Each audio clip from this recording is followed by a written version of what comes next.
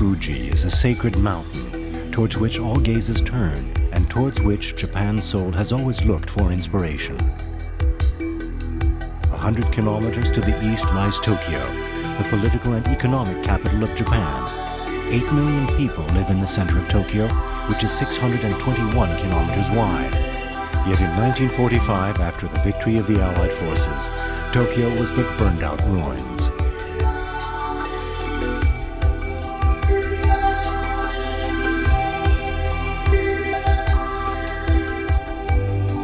Half a century later, Japan achieved very rapid economic growth, and Tokyo was reborn. However, in exchange for prosperity, the Japanese capital had to sacrifice what was left of its wildlife.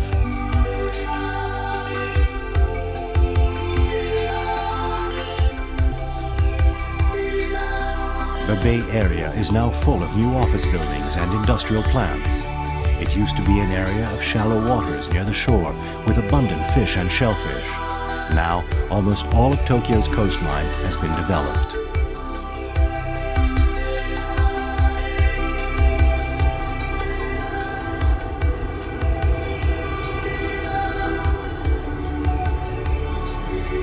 Highways were built over the rivers, and canals were transformed into roads. In 1930, there were 850 kilometers of natural waterways in Tokyo. Now, only a third of these remain. Everything inevitably led to containing, confining, and ultimately subduing nature, right to its final holdings. The city was henceforth the domain of man and man alone.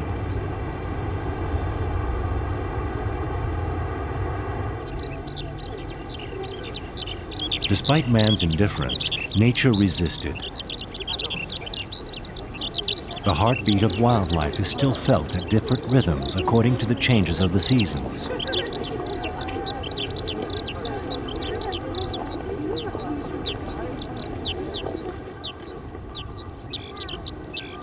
In the springtime, when the cherry trees blossom, small birds, such as skylarks, fly about the flowers.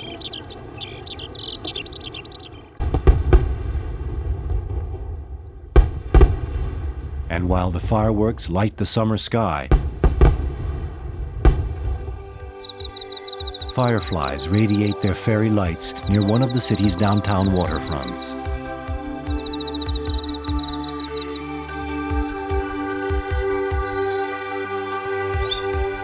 Autumn sees the leaves turn red.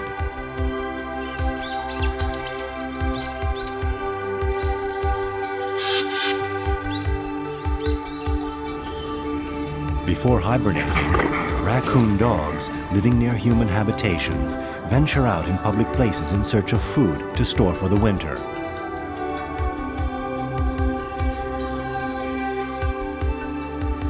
In winter, the temperature is constantly below zero. Downtown, parakeets from Southeast Asia fly around in great flocks above the city. Whatever the season, whatever the trials to be endured, wildlife has managed to survive in Tokyo.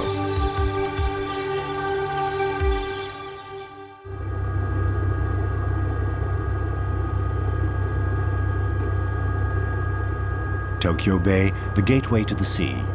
It is here that wildlife started to disappear when the city began its dramatic economic expansion.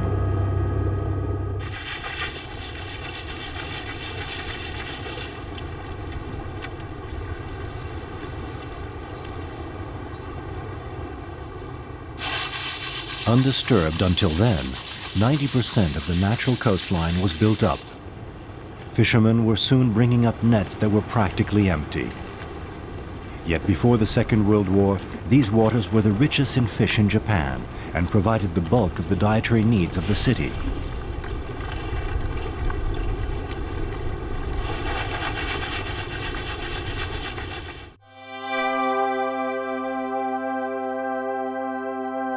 Only one trace of this profusion of marine life remains. It is called Sanbansei. At low tide, the sea becomes a shoal less than 1 meter deep, extending 3 kilometers from the shore.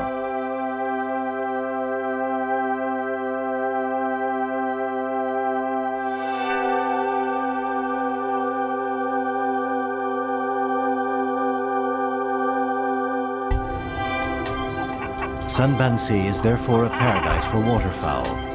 Birds constantly visit this area looking for food like seaweed and fish that are easily accessible at such a depth.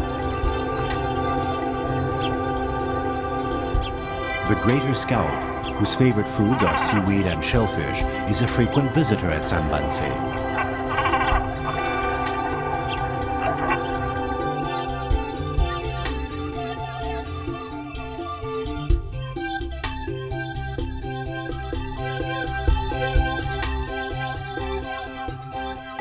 Life flourishes in these oxygen-rich waters where the sun's rays penetrate without difficulty. More than 100 species of fish can be found here.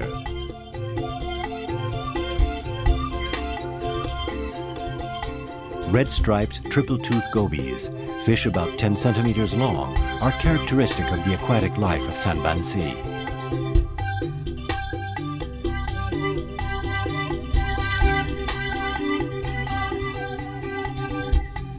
In order to hide itself from waterfowl, the goby can always seek refuge in a can.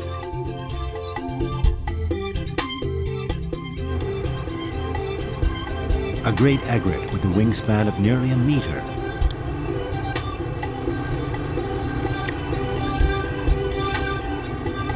The egret catches its prey, fish, batrachians, mollusks, and insects, by stretching its long neck like a spring.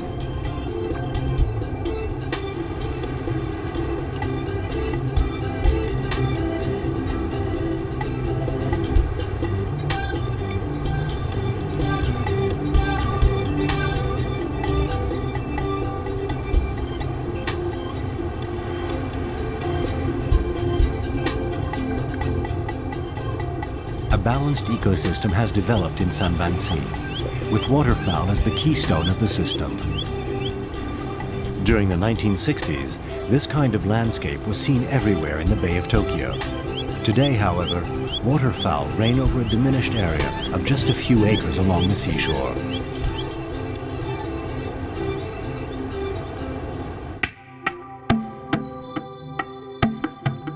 Originally, Tokyo was a city full of wildlife, and the people of Tokyo were familiar with its fauna and flora. On this map of Tokyo in 1880, rivers and canals are indicated in blue. At that moment in time, water was everywhere. It was a paradise for waterfowl.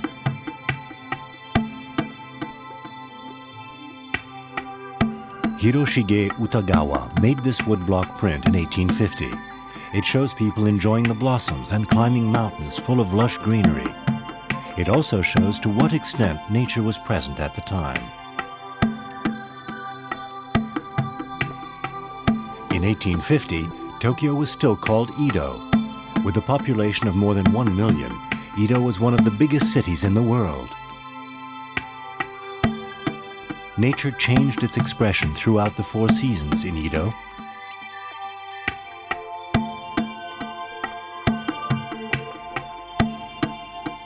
People lived intimately with the fauna and flora that surrounded them on the seashore and in the forest.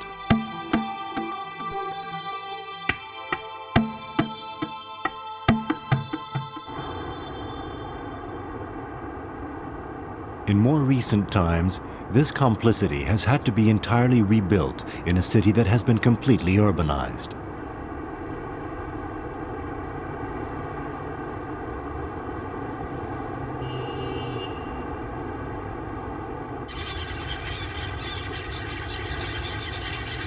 Shinobazu no Ike in Ueno is where the largest number of waterfowl can be seen in downtown Tokyo.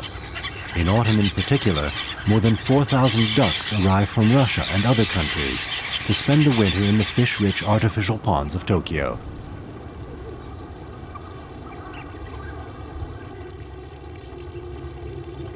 As the seashore is right in the center of Tokyo, it is not always easy for water birds to find food.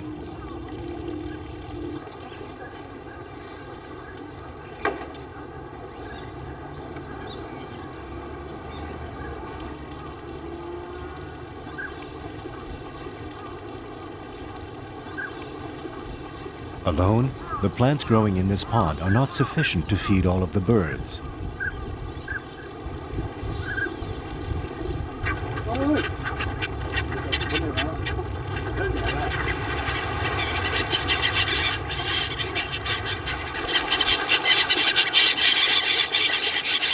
These birds will devour the smallest crumbs that people throw to them. Fierce competition for food is common throughout the day, with black-headed gulls joining the scramble.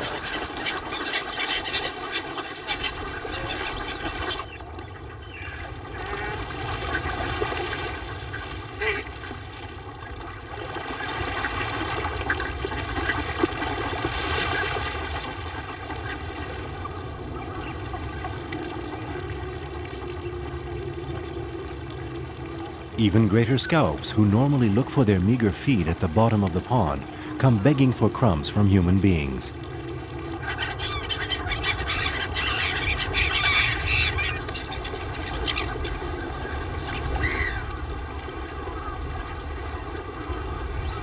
So it is along the downtown waterfront, where people give them food, that waterfowl tend to converge.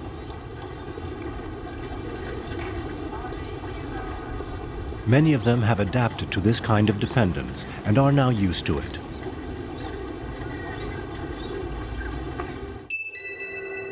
The wildlife that used to typify the marine shoreline of Tokyo are not alone in having suffered losses due to the massive urbanization that took place after the war. Richly endowed forests that had endured for centuries were also entirely razed. What was once the habitat of forest animals has become the residential and collective housing areas of the baby boom.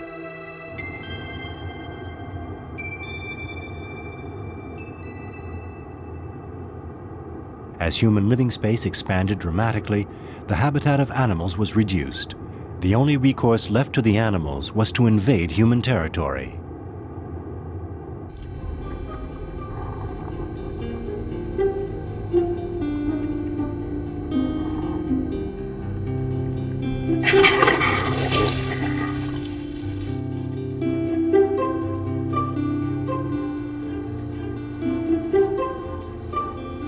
Eurasian badgers and raccoon dogs make appearances in the house gardens of the suburban zones. In Mr. Toshi Nakajima's garden, forest animals like the raccoon dog have been asserting their presence since the 1980s. The Eurasian badger is a newcomer and has only occupied the territory since the 1990s.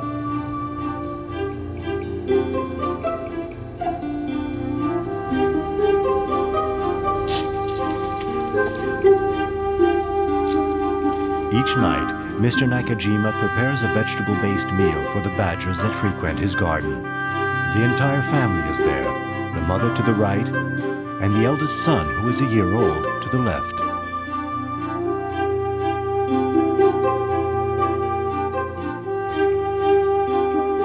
The biggest of these animals is the father, and judging by the thick layer of fat that has accumulated around his skin, hibernation is near.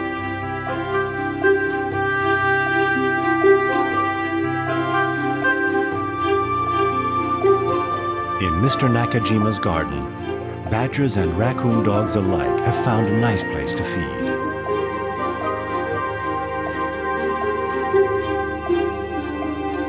Forest animals have exchanged their freedom for a few meals.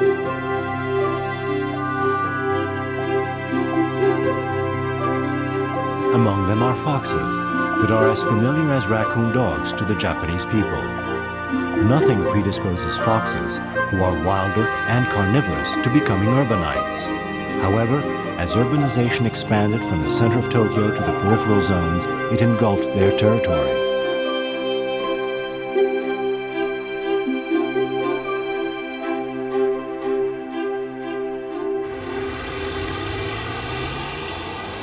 Two hours away from the city center, in a ditch alongside a very busy road, a female fox can still dig her lair and raise her young.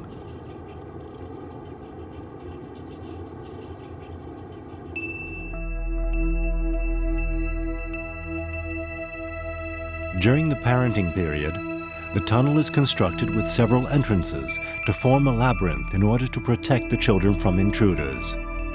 Its depth can reach up to 10 meters.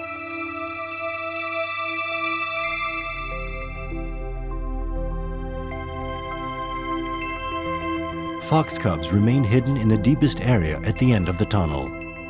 Nowadays, Such lairs, bordering major roads and expressways, are among the last places that foxes can establish their homes.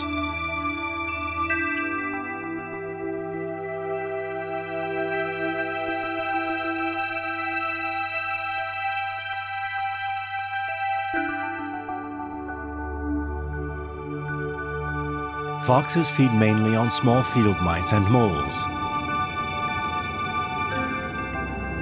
When parenting, the mother fox must eat the equivalent of 15 to 20 field mice a day. And once her fox cubs have been weaned, she needs to catch dozens of small animals for them to eat.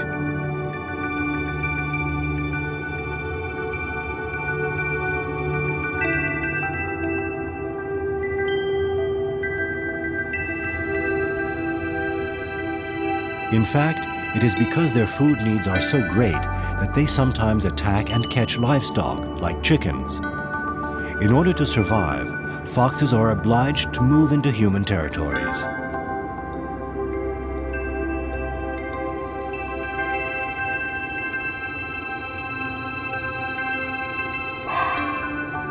But they run many risks.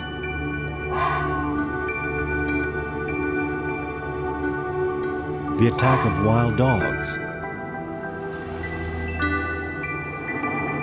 or the merciless wheels of cars that race past on the paved roads that separate them from their lairs.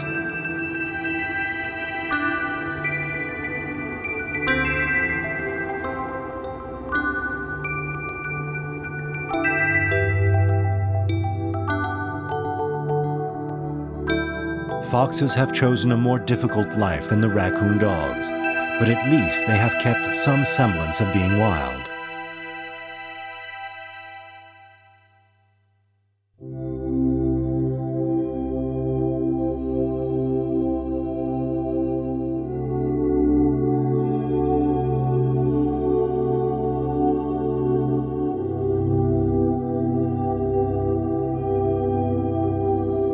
There is a huge area of central Tokyo that, having escaped development, remains wild, the Imperial Palace.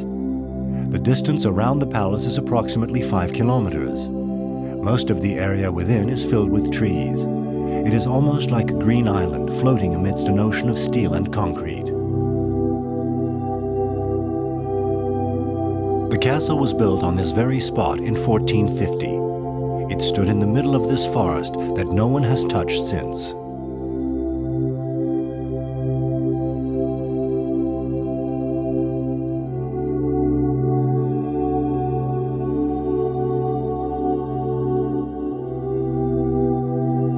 Since the first Edo government was formed in 1600, the forest has remained untouched, even when the imperial family took up residence in the palace in 1870.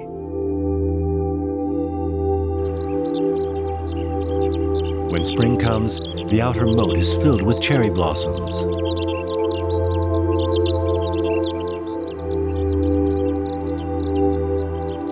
The outer moat, known as Chidori-ga Fuji, is famous for its rows of cherry blossom trees. Witnessing the blossoming is both a pleasure for the Japanese and a tourist attraction for visitors.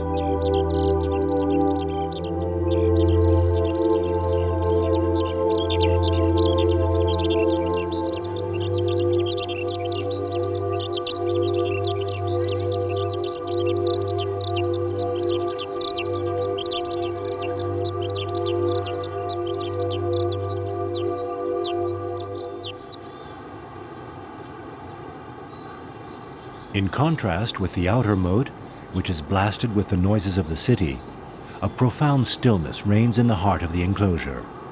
Here, a dense forest extends, bearing witness to the original landscape of Tokyo.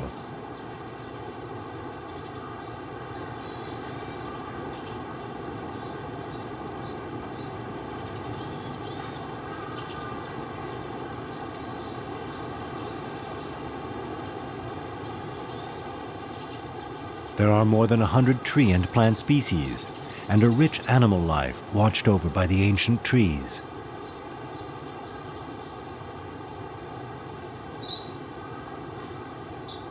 A waterway known as Dokanbori extends deeper into the forest. At the time the castle was built, it was turned into a moat, Ever since then, the untouched banks of this waterway have been an exceptionally rich habitat.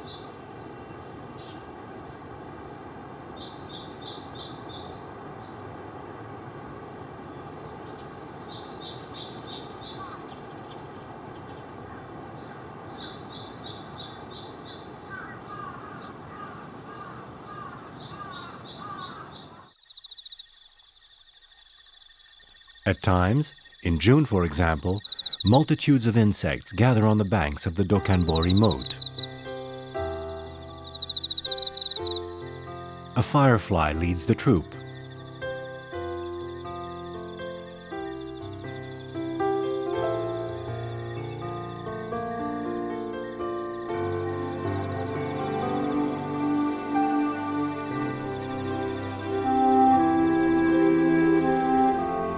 The firefly's larvae can only survive in clean, fresh water.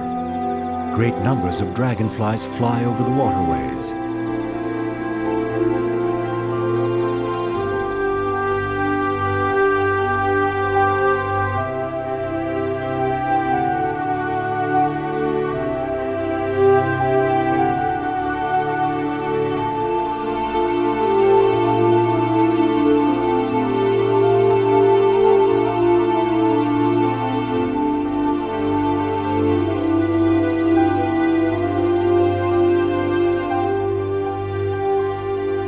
Another insect is about to live the miracle of a second birth. The lymph of a dragonfly begins its metamorphosis.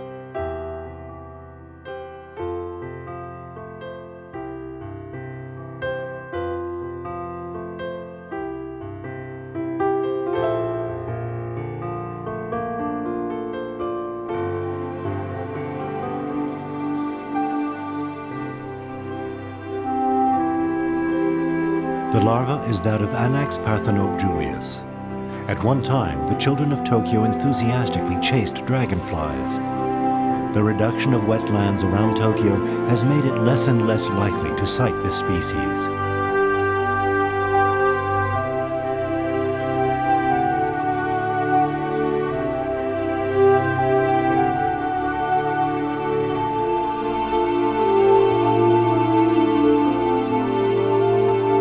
Nowadays, there are approximately 30 different species of dragonfly living in central Tokyo, most of which have chosen to live at the Imperial Palace.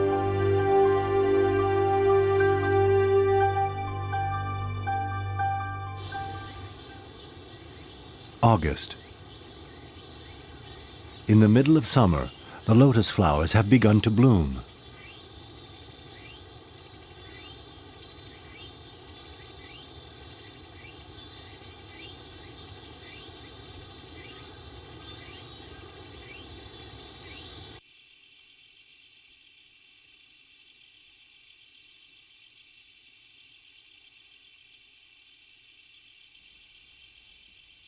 Clusters of brown matter hang from the trees. They are cicada chrysalis. It is the eclosion period of the cicada, and among them the Maimuna opalifera. During the summer, the cicada's stridulations can be heard throughout the forest of the Imperial Palace. Autumn. Within a few weeks, the colors of the Imperial Palace forest will change from monochromes to flaming shades of ochre and reds.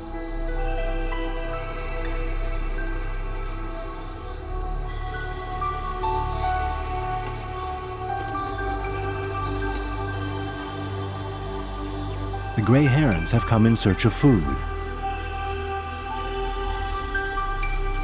while wild ducks have come from Russia to pass the winter in Tokyo, where, even without food provided by humans, they will find enough to feed on.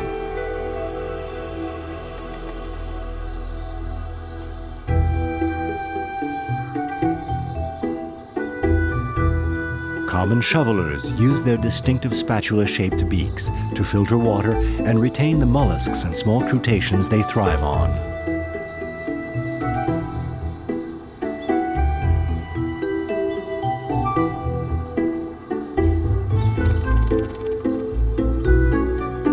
The moat is a haven for waterfowl that gather there peacefully.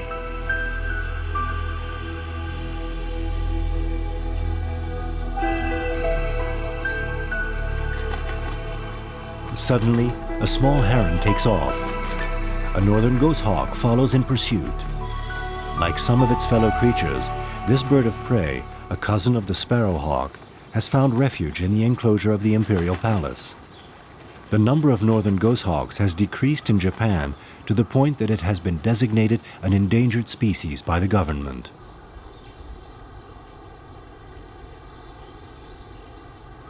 For the northern goshawk to survive, a dense forest is vital.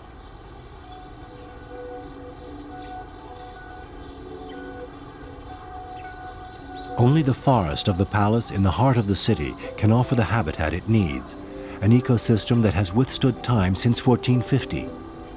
This protected area sings a tale of untarnished nature. It recalls the original forest over which one day a capital would be built and called Tokyo.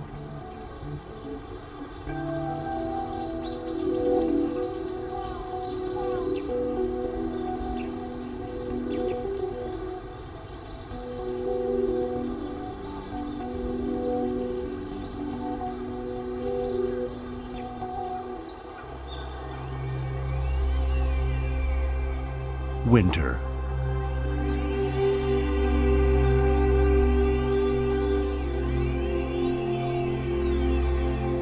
It is the season when the forest of the imperial palace becomes drowsy and time congeals like a frozen stream.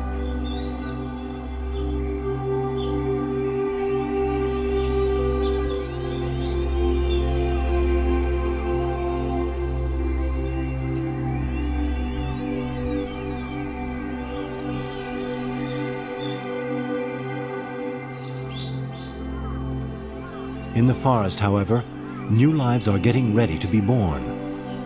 Buds still hard and insect larvae are waiting patiently for the arrival of the first days of spring.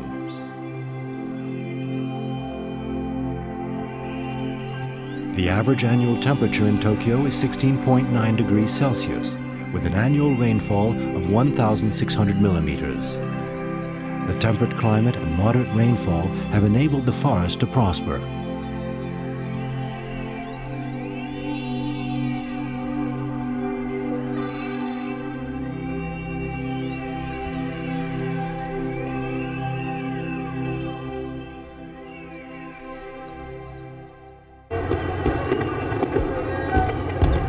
There is a river that runs through the center of Tokyo called the Sumida.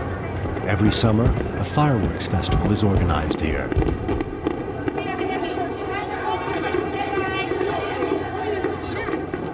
This fireworks festival began in 1730. Edo, former Tokyo, was blessed with an unspoiled waterfront the fireworks honored. The people of Tokyo enjoy the beauty of the waterfront while watching the fireworks that remind them of their city's past. It is this part of the city more than any other that marks for them the nostalgia of a time when their ancestors lived in perfect harmony with nature.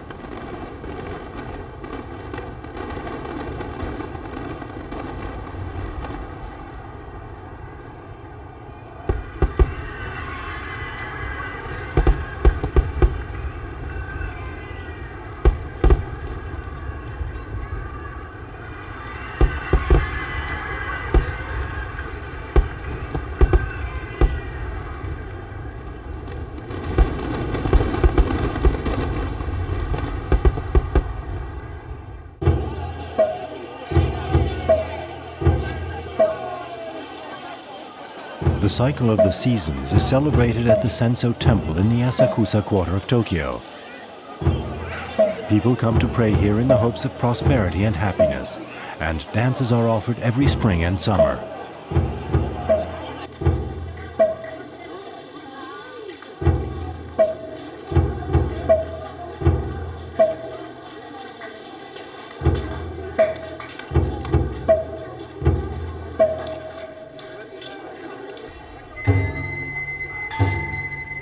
This is the waterfowl dance, which has remained unchanged since its debut in Edo in 1650.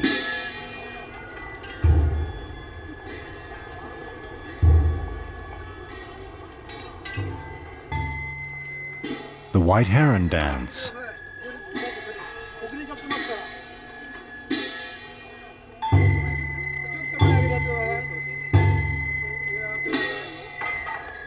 Each of the dancers imitates the movements of the white heron's head, and every gesture is dedicated to the great bird.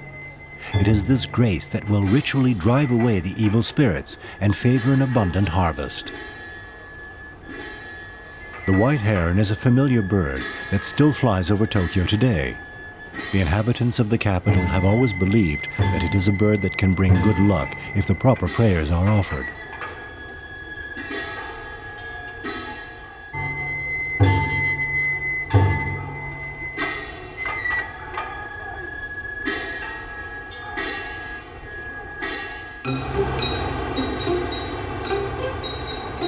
Akasaka is located quite close to the imperial palace. At this Buddhist temple, other prayers are addressed to an animal that today is hardly ever seen in the heart of the city. Here, the fox is considered to be an envoy of the gods. He is thought to bring abundance. The fox now has a greater place in the religious devotions of the people than it has in their environment.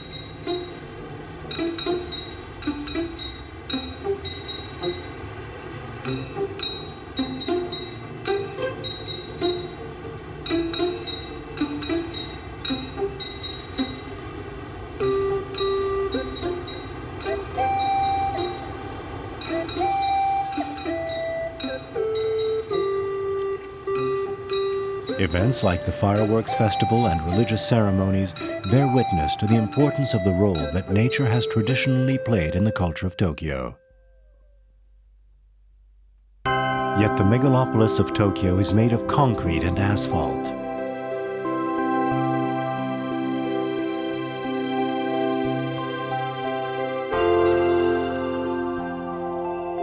Endless streets wind their ways through a universe where nature appears to have been banished. However, the desire to bind again with forgotten nature has given birth to areas where it can once again take hold.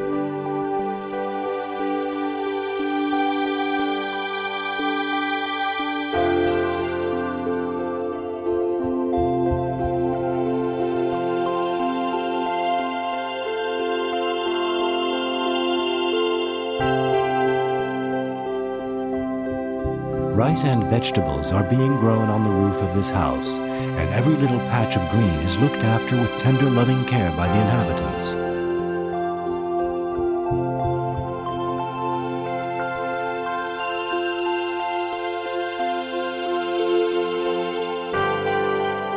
Every year, they look forward to the autumn harvest.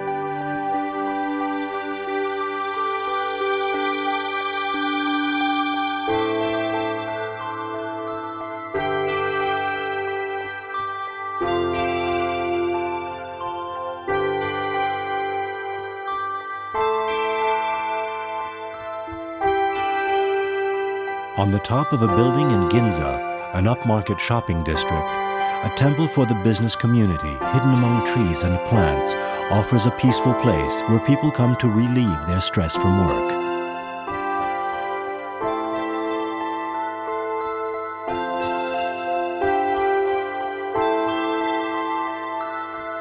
Everyone wants to recreate their own idea of nature in their home or garden.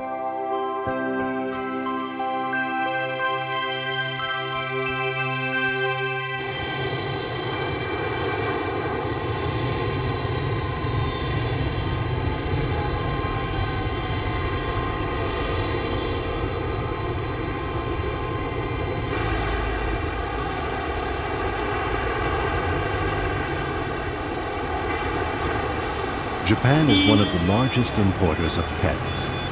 Most of them arrive on the archipelago via the Tokyo International Airport.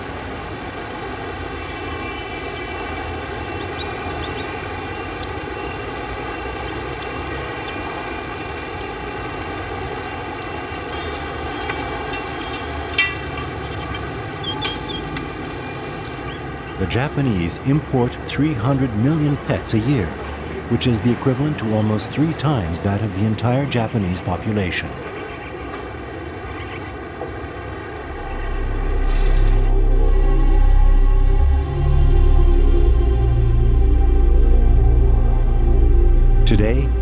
rare and precious animals are arriving from Pakistan.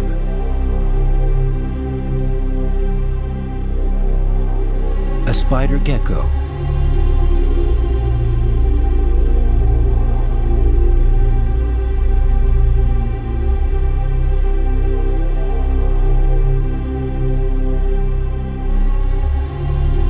A mouse-like creature, pygmy jerboa, that belongs to a species whose scientific characteristics were only defined at the end of the 20th century.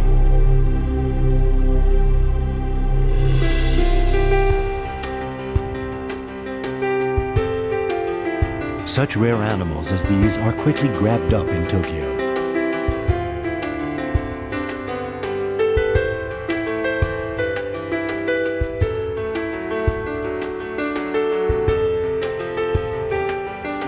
Many of the customers are either single people or retired couples seeking pets as substitute for family.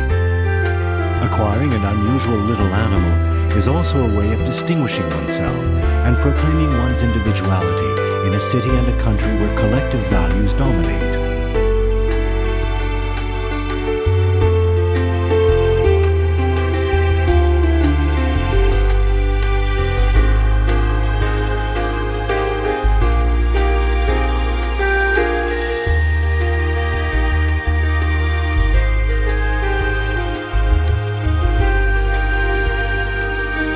Also, as people's mentalities change, animals that were never considered pets are now being welcomed as such, and so contribute to the risk of their becoming scarce in their natural habitat. Reiko Sugito is an enthusiast of the Egyptian rousette, a bat of African origin. The bat becomes active around 8 in the evening, just around the time Reiko returns home from work. Their hours coincide so well that the bat has become the ideal companion with whom the young woman can stay up late at night. Reiko found the bat in a pet shop that she passed by one day on the way back from work and paid $160 for. Reiko feeds the bat its ration of fruit every day.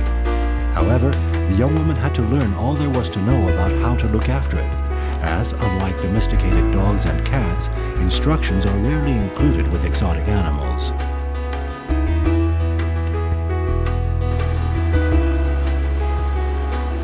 Which is one of the reasons that explains the popularity of such animals.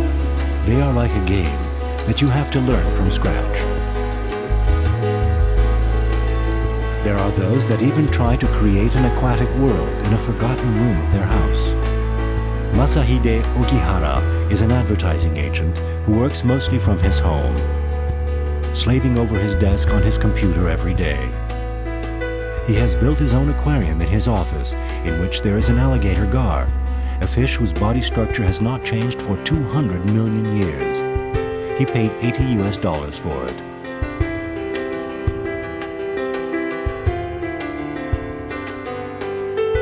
The tank is filled with aquatic plants and is heated to keep the water temperature constant. Nature lovers like Masahide attempt to recreate a universe, a microcosm that serves their will and fantasies, as in a computer-simulated game. Masahide tries to maintain a habitat as close to nature as possible for his fish. City people thus substitute a small, manageable environment for a forsaken wild one.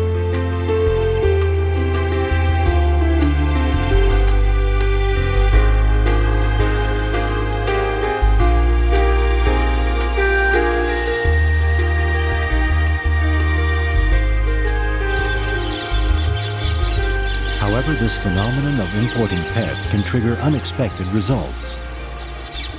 Flocks of green birds can now be seen flying over the residential quarters of Megura, Tokyo.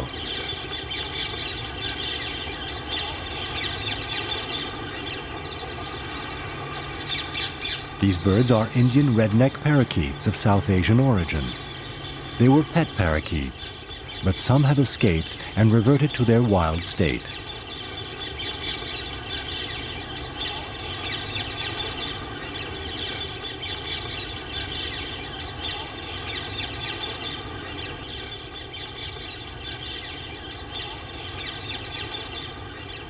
There are now more than 700 of these parakeets at large.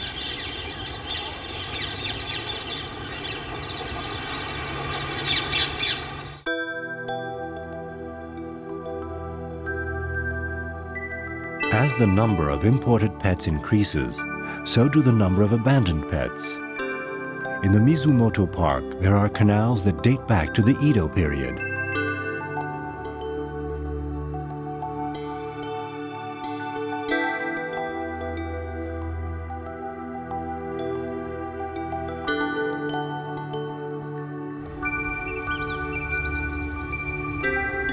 This pond, called Koidami, forms one of the vital ecosystems for fish and reptiles native to Tokyo.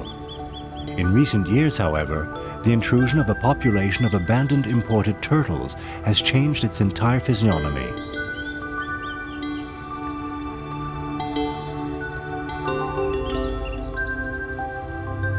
These turtles of North American origin rapidly assumed an upper hand over the rest of the fauna. Most of them belong to a species called red-eared sliders. Each baby turtle was bought for about $3 and has a life expectancy of several decades. The outcome is that the longevity of these animals exceeds that of their owners, and so they are often set free in the pond rather than being subjected to euthanasia.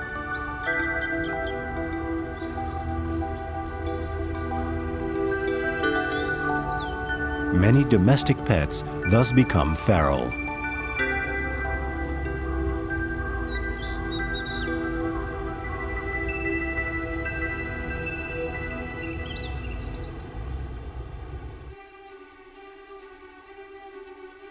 The majority of Tokyo's Bay coastline has been reclaimed.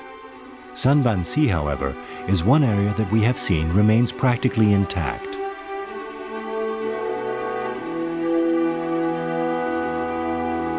In fact, there was a reclamation plan for Sanban-si in the 1980s. The plan was to build residential areas, commercial centers, and build new roads. However, many civil groups moved to protest the project, and the proposed plan was withdrawn in the end. It was not only the waterfowl and fish that benefited from the project being scrapped. Human beings are also benefiting from being able to contemplate nature that is so absent from their lives. Sanban-si fills an emptiness in their urban existence.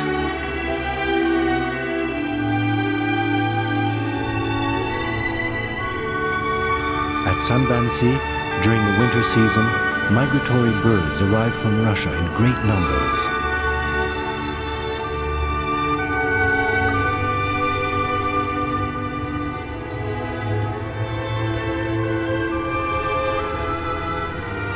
Among them are about 100,000 greater scaup ducks, representing the largest flock of migratory birds that arrives in Japan. For the majority of these birds, Sanban-si is above all a valuable feeding place. There is no other wetland like Sanban-si that can satisfy the immensity of their appetite.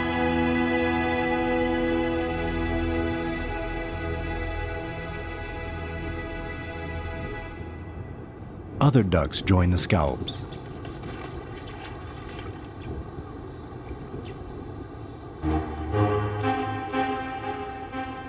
Different species of birds have been counted at Sanban-si.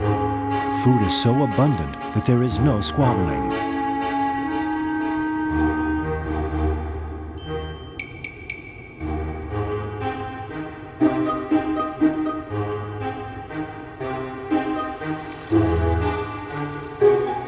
The tide has begun to ebb at Sanban-si. The low tide uncovers the beach.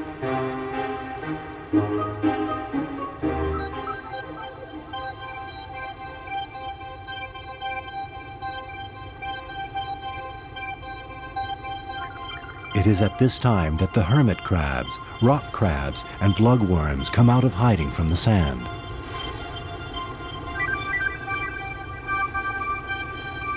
Recent studies have revealed that the presence of these animals helps to maintain the environment while keeping the water clean.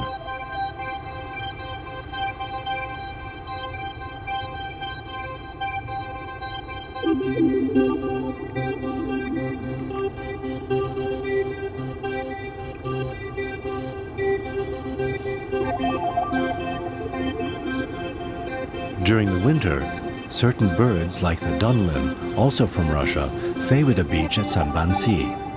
There are over 3,000 of them. The sandy beach at low tide is like an open-air buffet, where they can eat lugworms as they emerge from the sand to their heart's content.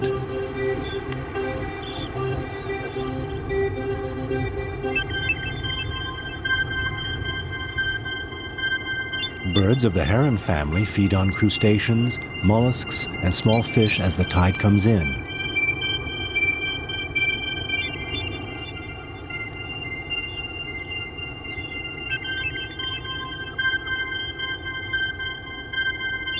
The dance of the seasons continues, and spring comes around again.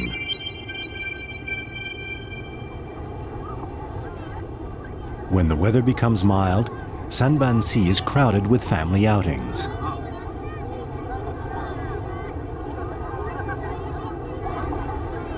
At the height of the season, the number of visitors who invade the beach at low tide each day is upward of 17,000 people. It is then that the rush for clams and other crustaceans generally begins.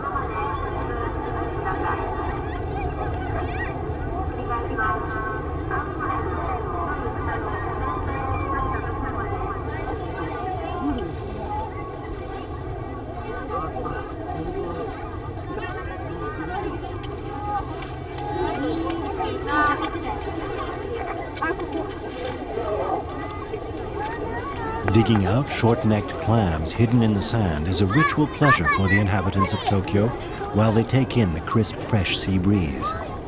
In the evening, traditional clam soup features on the menu of many a household.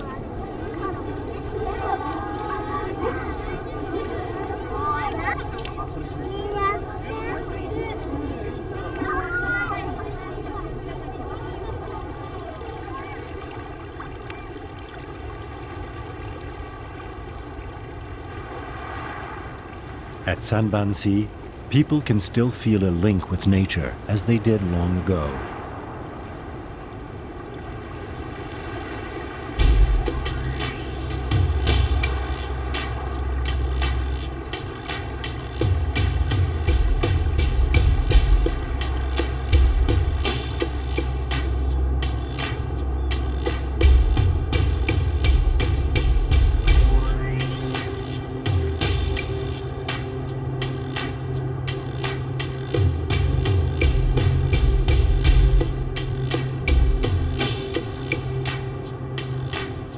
Sanbansi is the past and perhaps the future of Tokyo, if this zone, which is still intact, allows the inhabitants of the city to renew the pact that their ancestors had with nature and the elements.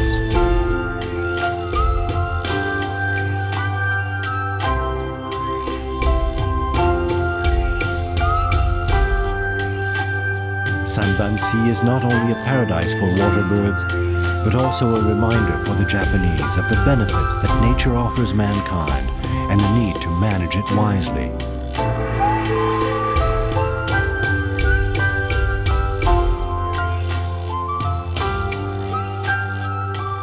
A new era has arrived where even in Japan, modern tea is no longer synonymous with growth and urbanization. An age where a more harmonious relationship between people and their environment is emerging.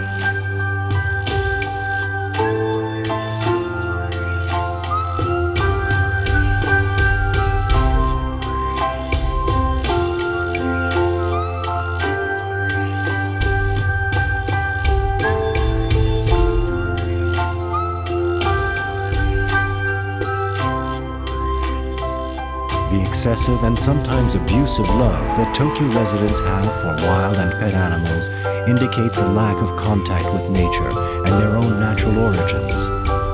There is a chance that Tokyo can surmount the heavy losses that nature has endured along this devastated coastline. Hopefully, a new era will arrive with a new pact and a more balanced coexistence.